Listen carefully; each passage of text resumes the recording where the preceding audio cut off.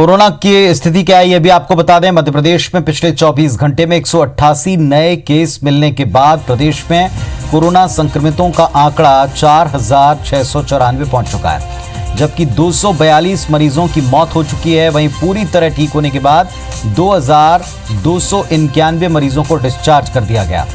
संक्रमितों की संख्या की बात करें, इंदौर में सबसे ज्यादा 2,378 मरीज संक्रमित हुए हैं।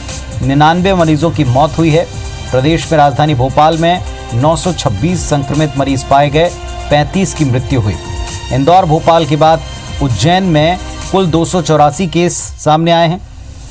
अब तक 45 की मौत हुई है, 145 मरीज पूरी तरह स्वस्थ हुए हैं। जबलपुर में 174 मरीज कोरोना से संक्रमित हो चुके हैं, जबकि 8 की अब तक मौत हुई है।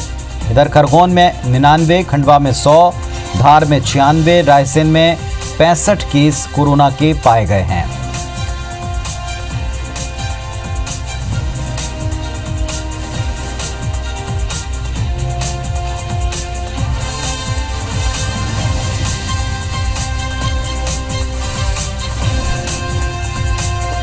तो बीते 24 घंटे में सामने आए केस एक बार फिर चिंता बढ़ाते हैं। मध्य प्रदेश में कोरोना मरीजों की संख्या लगातार बढ़ी है। अमूमन हर एक हॉटस्पॉट पर या हर एक जिला जहां कोरोना के मरीज पिछले दिनों मिले थे, उनकी संख्या बढ़ी है।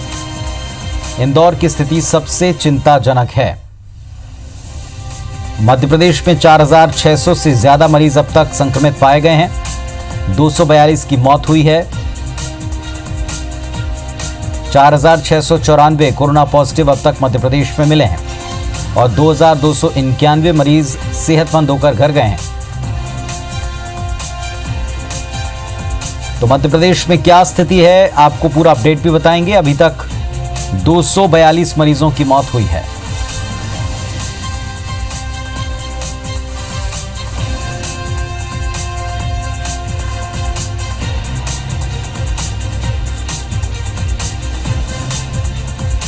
और इस वक्त हमारे 3 सहयोगी 3 शहरों से जुड़ रहे हैं जहां को लेकर लगातार चिंताएं हैं। इस वक्त आकांक्षा जुड़ी हैं भोपाल से, इंदौर से दीपक जुड़े हैं और अभिषेक जुड़े हैं जबलपुर से।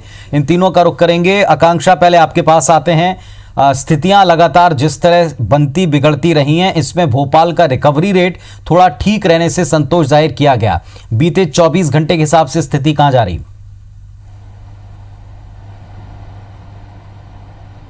बिल्कुल, देखिए पुनीत, बीते 24 घंटे की बात करें तो भोपाल में 28 नए कोरोना पॉजिटिव केस सामने आए हैं।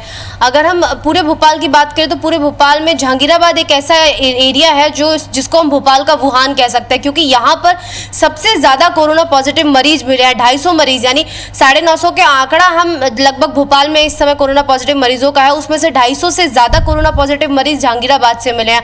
आप अंदाज़ा लगा सकते हैं कि 12,000 फैमिलियाँ यहाँ रहती हैं, 60,000 लोग उस फैमिली में हैं। 60,000 लोगों के संक्रमण का बहुत ज़्यादा खतरा इस समय यहाँ पे मंडरा रहा है। जहांगीराबाद इतना कंजेस्टेड इलाका है कि उसकी हर गली में आपको एक कोरोना पेशेंट लगभग मिल रहा है। उसके बाद सैंपलिंग यहाँ पे काफ़ी ज़्यादा तेज़ी से हो रही है, लेकिन उसके बावजूद भी जो पेशेंट्स हैं वो काफ़ी मात्रा में मिल रहा है। इसी के साथ अगर पूरे भोपाल की बात करें तो ये केवल जहांगीराबाद की बात नहीं है, इसके अलावा भी 29 नए कंटेनमेंट एरिया सामने आए हैं। हमने 15 कंटेनमेंट एरिया जो थे वो उसमें कोरोना का संक्रमण खत्म हो गया था, तो बहुत खुशी की बात थी कि 15 कंटेनमेंट एरिया फ्री हो गए थे कोरोना जोन से, लेकिन अब उसके बाद दोबारा 29 नए कंटेनमेंट जोन बने हैं। इसी के साथ ही देखिए, ये केवल जहांगीराबाद की बात नहीं है, मंगलवाड़ा हो गया, सुभाष नगर हो गया, अशोका गार्डन हो गया, ये कुछ ऐसे एरिया हैं भोपाल में जहां पर काफ़ी ज़्यादा आप ये अंदाज़ा लगा सकते हैं कि 50% जो कोरोना के पेशेंट्स हैं वो ओल्ड भोपाल से आ रहे हैं। उसके बाद 50% जो है उसमें पूरा न्यू भोपाल कवर होता है। तो कहीं ना कहीं ओल्ड भोपाल में काफ़ी स्थिति जो है वो खराब हो रही है। हालांकि सैंपलिंग काफ़ी तेज़ी से हो रही है, लेकिन फिर भी जो बंदिशें हैं उन्हें तोड़कर लोग घरों से बाहर निकल रहे हैं। अगर हम जहांगीराबाद की बात करें तो वहाँ पर देखा गया है कि अमूमन लोग लॉकडाउन को तोड़ रहे हैं, अपने घरों से बाहर निकल रहे हैं। कोशिश पूरी की जा रही है कि लोग ज़्यादा से ज़्यादा लॉकडाउन को सख्ती से पालन करें, लेकिन ऐसा नहीं हो रहा, जिसके कारण ये जो परेशानी है वो कहीं ना कहीं और बढ़ती जा रही है। वहीं अगर सरकार की बात करें तो देखिए, कल लॉकडाउन लॉकडाउन 3 का आखिरी दिन है और ऐसे में सब मध्य प्रदेश सरकार ने भी केंद्र को लॉकडाउन 4 के लिए जो सुझाव है वो भेज दिए हैं। देखिए, मुख्यमंत्री शिवराज सिंह चौहान लगातार बीते दिनों में आम जनता से और जितने भी कलेक्टर्स हैं उन्होंने सभी से लॉकडाउन 4 के लिए सुझाव इकट्ठे किए हैं और उसके बाद उसका एक रोड मैप तैयार किया है और वो रोड मैप जो है केंद्र सरकार को भेज दिया गया है। इस रोड मैप में जितने भी रेड जोन है और जितने भी कंटेनमेंट एरिया है उन्हें छोड़कर बाकी ग्रीन और ऑरेंज जोन में जो गतिविधियां हैं, आर्थिक गतिविधियां, उनको और अधिक सुचारू रूप से चलाने की बात कही गई है। इसी के साथ ही हम अगर सिनेमा घर की बात करें या कोई भी ऐसी बड़ी सोशल गैदरिंग वाली जगह की बात करें जहां पर बहुत ज्यादा लोग इकट्ठे हो सकते हैं, वो अभी भी किसी भी जोन में नहीं खोली जाएगी, चाहे वो ऑरेंज हो चाहे वो ग्रीन हो। और रेड में तो ये सब जो चीजें हैं उसकी कोई संभावना दूर दूर तक नहीं है। इसी के साथ ही देखिए 12-12 घंटे का कर्फ्यू का जो सुझाव है वो मध्य प्रदेश सरकार की तरफ से दिया गया है कि सुबह के 12 घंटे काम चालू रखा जाए और रात के 12 घंटे जो है वो प्रॉपर लॉकडाउन रखा जाए, यानी सुबह 7 से शाम 7 तक का ये जो समय है ये तय किया गया है। इसी के साथ ही देखिए और भी जो आर्थिक गतिविधियां हैं जो रेड जोन में शुरू करने की बात कहेगी तो वो अभी नहीं की जाएंगी। हालांकि जो रेड जोन के वो इलाके हैं जहां में संक्रमण नहीं फैला है वहां पर थोड़ी बहुत गतिविधियां चालू हो सकती हैं। इसी के साथ ही सबसे अहम सुझाव ये दिया गया है कि जो गवर्नमेंट सेक्टर्स के जो ऑफिसेज हैं वहां पर 30% कर्मचारियों के साथ ही काम किया जाएगा और किसी भी पब्लिक की जो वहां पे कुछ देर बाद इसकी गाइडलाइन प्रॉपर आ सकती है कि किन सुझावों पर अमल हो सकता है या किया गया है और क्या राज्यों को ये छूट मिलेगी, जैसे बाकी राज्यों की मांग थी कि उनको अपने यहाँ जोन डिसाइड करने की अनुमति दी जाए, तो क्या ऐसा होता है ये कुछ देर में स्पष्ट हो सकता है। बने रहिए आप हमारे साथ में। इंदौर चलते हैं दीपक के पास में। दीपक, लगातार जो है इंदौर की स्थिति चिंताजनक ही बनी हुई है, कोई सुधार दिख रहा है वहां या नए इलाके इसमें प्रतिदिन की तरह शामिल हुए हैं?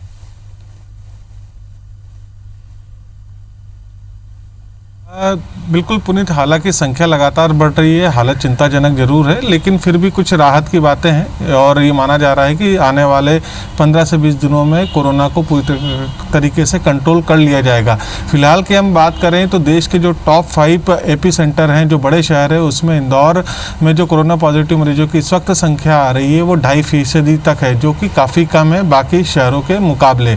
इसके अलावा हम बात करें तो जो लगातार कोरोना पॉजिटिव मरीज संख्या निकल कर इस वजह से भी आ रही है क्योंकि यहाँ पर रोजाना 1000 से ज़्यादा जो सैंपल है उनका टेस्ट किया जा रहा है और उसके मुकाबले जो संख्या निकल कर सामने आ रही है वो काफ़ी कम है। लेकिन फिर भी अभी कोरोना का संक्रमण इंदौर में नहीं थमा है। पूरे मध्य प्रदेश, छत्तीसगढ़ में सबसे ज़्यादा कोरोना पॉजिटिव आज भी इंदौर में ही निकलकर सामने आ रहे हैं और इसी वजह से बड़ी बैठकें की जा रही हैं जिसमें कि तमाम जो स्वास्थ्य अधिकारी हैं, जो स्वास्थ्य कर्मचारी हैं, उनको साफ तौर पर निर्देश दिए गए हैं कि अब ज़्यादा से ज़्यादा और स्क्रीनिंग की जाए। जो आपको लगता है कि जो कोई संभावित कोरोना पॉजिटिव मरीज हो सकता है तो उसको टेस्ट करने से पहले ही हॉस्पिटल में शिफ्ट कर दिया जाए और हॉस्पिटल में शिफ्ट होने के बाद ही उनका जो सैंपल है वो लिया जाए और उसका टेस्ट किया जाए। यदि पॉजिटिव वो निकलते हैं तो उनका उपचार तुरंत चलता रहेगा और इसकी वजह से जो उनकी कॉन्टैक्ट हिस्ट्री है उस पर भी ब्रेक लगेगा। तो इस तरह के निर्देश भी दिए गए हैं और जो नए दिशा निर्देश आए हैं उसके मुताबिक इंदौर में कोरोना से लड़ने की जद्दोजहद लगातार जारी है। इसी बीच लॉकडाउन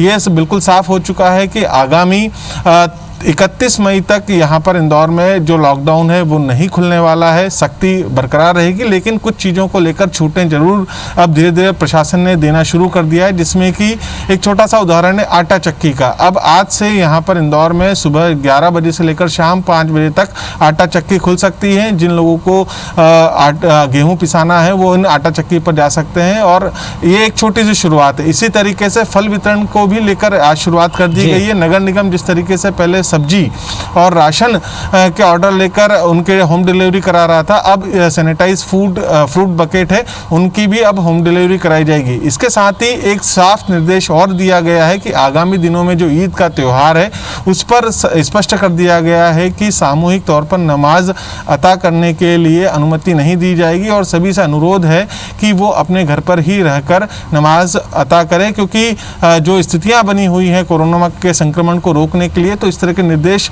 भी दिए गए हैं और निश्चित तौर पर उम्मीद है कि आने वाले दिनों में कोरोना का संक्रमण इंदौर में घटेगा। लेकिन फिलहाल अभी भी ये कहना कि इंदौर में स्थितियां बहुत अच्छी हो चुकी है तो वो काफ़ी जल्दबाजी होगी। चलिए, हमारे साथ अभिषेक भी बने हुए। अभिषेक, स्थिति बताएं जबलपुर की और सुझाव जो राज्य की तरफ से दिए जा रहे हैं, किन पर अमल शुरू हो चुका है या हो सकता है?